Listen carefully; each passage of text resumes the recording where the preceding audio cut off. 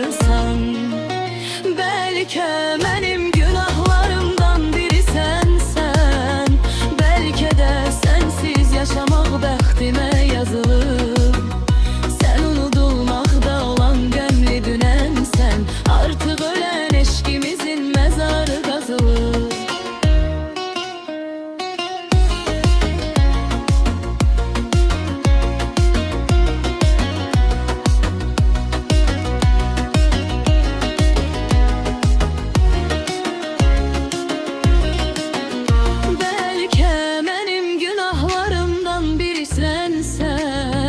Belki de sensiz yaşamak bəxtimə yazılıb.